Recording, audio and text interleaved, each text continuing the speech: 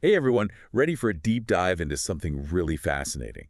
Today we're looking at how two countries, the US and El Salvador, are tackling crime. And, it's kind of wild how different their approaches are. Yeah, it really is. You'd think with a problem like crime, there'd be some kind of universal playbook, but these two countries are proving that's just not the case. Right. It really makes you think about how there's no one-size-fits-all solution Yeah. and how much context matters, history, social structures, all of that. Totally. So let's jump right in with El Salvador. I mean, this is a country that was practically synonymous with gang violence just a few years ago. Then, boom, 2022, their homicide rates just plummet. What on earth happened? Well, they basically went all in on a crackdown. We're talking state of emergency, military on the streets, mass arrests. Well, mass arrests. How many are we talking about here? Tens of thousands. They were rounding up suspected gang members left and right, built these massive new prisons. They basically threw everything they had at this problem. That's intense. And it worked. Well, the homicide rates did drop dramatically, I'll say that. But That's always about right. right. There are serious concerns about, the human rights implications of all this. When you're arresting people on that kind of scale, there are bound to be a lot of innocent people caught in the crossfire. And some of the legal reforms they pushed through, well, let's just say they raised some eyebrows. Like what? Give me an example. Well, for one, they changed the law so that suspects can be held without trial for up to a year. Now, they argue this is necessary to really break the back of these gangs, but human rights groups are calling it a huge step backwards for due process. So it's like they took this really quick, decisive action, but at what cost, right? It makes you wonder about the long-term impact and whether they might have traded long-term stability for this sort of short-term win. Yeah, that's the big question everyone's asking. Okay, so we've got El Salvador's approach, which is kind of like ripping off a Band-Aid.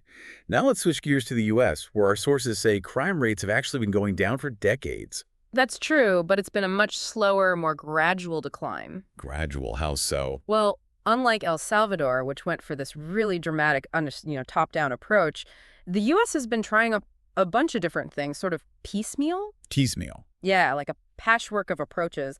One of the big ones is community policing. Right, where police are trying to build relationships in the communities they patrol. Exactly. It's about building trust, having officers walk the beat, go to community meetings, really get to know the people they're serving.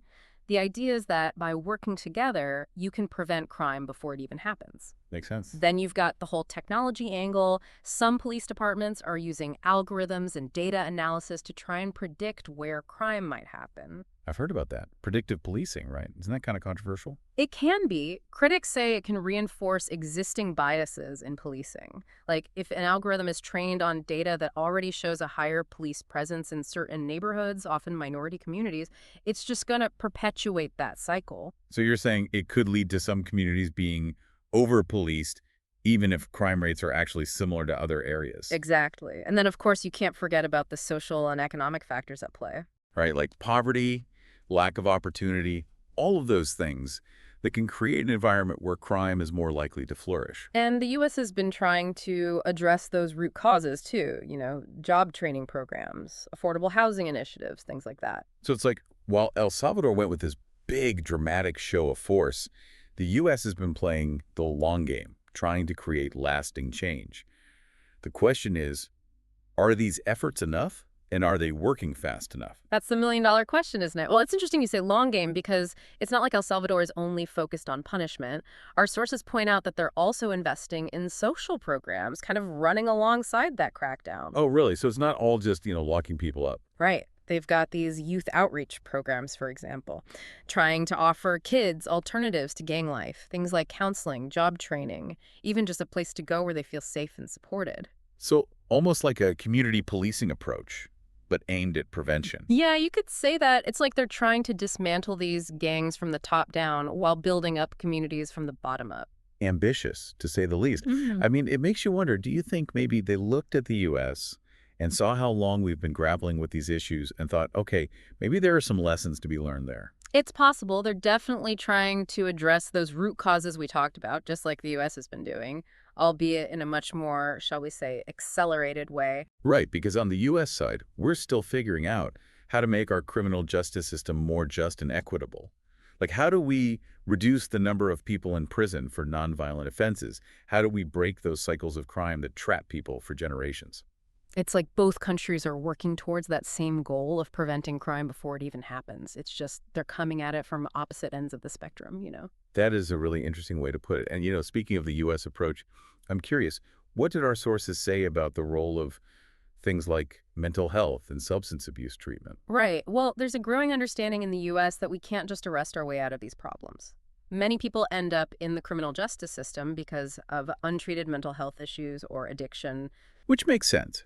If someone's committing crimes to support a drug habit, for example, simply putting them in jail without addressing the addiction doesn't really solve anything. They're likely to end up right back where they started. Exactly. And that's where things like drug courts come in.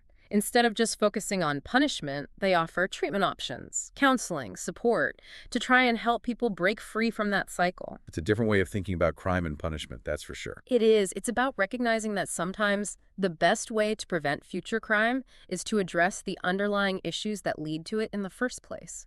And it's not a perfect system. There are still debates about its effectiveness, but it does represent a shift towards a more holistic approach. So we've got El Salvador trying this kind of grand experiment, Mhm. and then the U.S., which has been down a similar path, just much more gradually over a much longer period of time.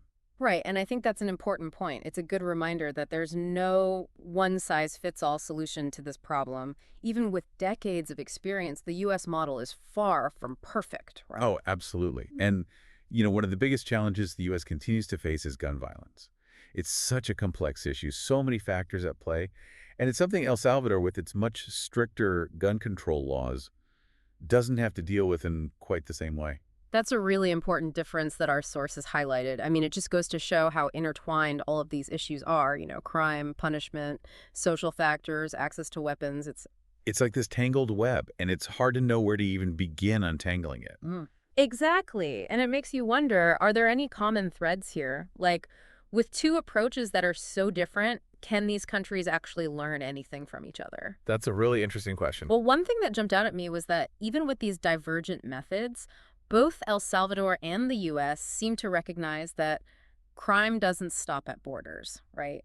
They both emphasize the importance of international cooperation. Oh, that's a good point. They're both looking beyond their own borders. Right. Like El Salvador has been working with its neighbors to try and crack down on transnational gangs. They've realized that to really be effective, they need to collaborate with other countries. And on the U.S. side, I know there's been a big push for things like international aid, helping other countries strengthen their own justice systems, promote the rule of law. So even as they're trying these very different approaches domestically, they both acknowledge that this is ultimately a global issue that requires, global solutions. It's like they're both holding up a mirror to the rest of the world, Right. forcing us to ask these really tough questions about safety and security and what we're willing to do to achieve those things. It's about asking what kind of societies do we want to live in and what price are we willing to pay for safety? Is it worth sacrificing civil liberties for a decrease in crime? Can a society truly be considered safe if it ignores things like poverty and inequality? Those are some really, really big questions. They are, but they're questions we can't afford to ignore. And, whether we realize it or not, these are questions that each of these countries in their own way is forcing us to confront. There's no easy solution, no one right answer. It's about progress, not perfection. Yeah, exactly. And that's what makes this whole thing so fascinating. So, we always encourage our listeners to do their own research. Yes, please do. We'll be sure to link to all the sources we used in the show notes. Check out the data, see what you think. These are conversations that affect us all, so the more informed we all are, the better. Well said. And on that note, thanks for joining us for this deep dive. Until next time, stay curious.